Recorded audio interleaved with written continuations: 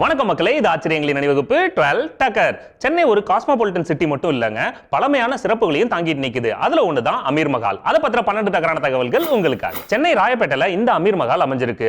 ஆர்காட் நவாபோட அதிகாரப்பூர்வ வீடுங்க. 14 ஏக்கர் பரப்பளவுல இருக்கிற இந்த அரண்மனைக்கு பின்னாடி பெரிய ஹிஸ்டரியே இருக்கு. சென்னைக்கு நடுவுல 14 ஏக்கர்ல அரண்மனையா. அமீர் மஹால் இப்ப ஆர்காட் நவாபுக்கு சொந்தமா இருந்தாலும் இதை கட்டினது பிரிட்டிஷ்காரங்க. ஈஸ்ட் இந்தியன் கம்பெனியோட நிர்வாகத்துக்காக 1798ல இந்த பில்டிங்கை கட்டியிருக்காங்க. பெரிய ட்விஸ்ட் நிறைஞ்ச கதையா இருக்கும் போலயே. இந்தோ சாரசானிக் அப்படிங்கிற இந்திய பிரிட்டிஷ் கட்டடக்கலையை மிக்ஸ் பண்ணி இதை கட்டியிருக்காங்க. ராபர்ட் சிஸ்கோம் அப்படின்றவர் பிளான் பண்ணி இதை கட்டி முடிச்சிருக்காரு. 14 ஏக்கர்ல பெரிய நுழைவு வாயில், அரண்மனை, தோட்டம்னு பக்காவா பிளான் பண்ணி கட்டி முடிச்சிருக்காங்க. இவ்வளவு அழகான பேலஸை கட்டிட்டு அதுல ஆபீஸ் வேலையா பார்க்க முடியும்? இப்ப இருக்கிற சென்னை உட்பட பல பகுதிகளை ஆட்சி செஞ்சவர் முகமது கவுஸ்கான். இவர் 13வது ஆர்காடு நவாப். சென்னையில பல இடங்கள்ல அரண்மனையை கட்டியிருக்காரு. ஏகபோகமா ஆட்சி செஞ்ச இவருக்கு வாரிசு இல்லாம இறந்ததுனால பிரிட்டிஷர்ஸ் பல உள்ளடி வேலைகளை செஞ்சாங்க. அவங்களுக்கு இதான வேலையே. நவாபுகளோட ஆட்சி பகுதிகளை பிரிட்டிஷ்காரங்களே அரசுடைமையா ஆக்கிக்கிட்டாங்க.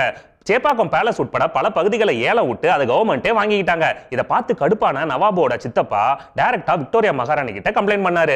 அதுக்கப்புறம் இந்த நவாபுகளுக்கு திருப்பி அவங்களோட அதிகாரங்களை கொடுத்தாங்க. கேள்வி கேட்டாதான் பதில் கிடைக்கும். நவாப் குடும்பத்துல ஒருத்தருக்கு ஆற்காடு இளவரசர் பட்டத்தை கொடுத்து சென்னையில ட்ரிப்ளிகேன்ல இருக்கிற ஷாதிமால் அப்படின்ற பேலஸை கொடுத்தாங்க. அவங்க டோட்டல் ஃபேமிலியும் அங்க குடியேறாங்க. ஆனாலும் இங்க இருக்கிற பிரிட்டிஷ்காரங்க அவங்கள காலி பண்ண சொல்லிட்டாங்க. நல்லா இருக்க விட மாட்டாங்களே. கடைசியா ஒரு வழியா 1876ல இப்ப இருக்கிற அமீர் மஹாலை அவங்களுக்கு கொடுத்தாங்க. அதுதான் இப்ப வரைக்கும் ஆற்காடு வாரிசுங்களோட அரண்மனை மட்டும் இல்லங்க, நிறைய சலுகைகள் அப்புறம் கவர்மெண்ட் பென்ஷன்லாம் கொடுக்க டிசைட் பண்ணாங்க.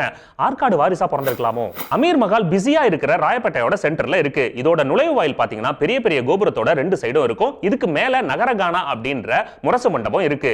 நுழைவு வாயில் உள்ள நுழைஞ்சதும் சைடுல பாத்தீங்கன்னா பிரிட்டிஷர்ஸ் நவாப் குடும்பத்துக்கு கொடுத்த பீரங்கிகளை நிறுத்தி வச்சிருப்பாங்க. குடும்ப நடத்த எதுக்கு பீரங்கி? அரண்மனைக்குள்ள நுழைஞ்சதும் கெஸ்ட் எல்லாம் உட்கார்றதுக்காக உட்ல வேலைப்பாடு செய்யப்பட்ட நாற்காலிகள் இருக்கும். அது மட்டும் இல்லாம அழகான பீங்கான்ல செய்யப்பட்ட அழகு பொருட்கள், அது மட்டும் இல்லாம அரேபிய விளக்குகள், பெரிய ஓவியங்கள், பட்டு நூலால செய்யப்பட்ட வாசகங்கள்னு ரொம்ப அழகா மெயின்டைன் பண்ணிட்டு இருப்பாங்க. பார்க்கிறதுக்கே சூப்பரா இருக்கும். ரொம்ப காஸ்ட்லியான தேக்கிலேயே மொத்த மாடிகளையும் இழைச்சிருப்பாங்க.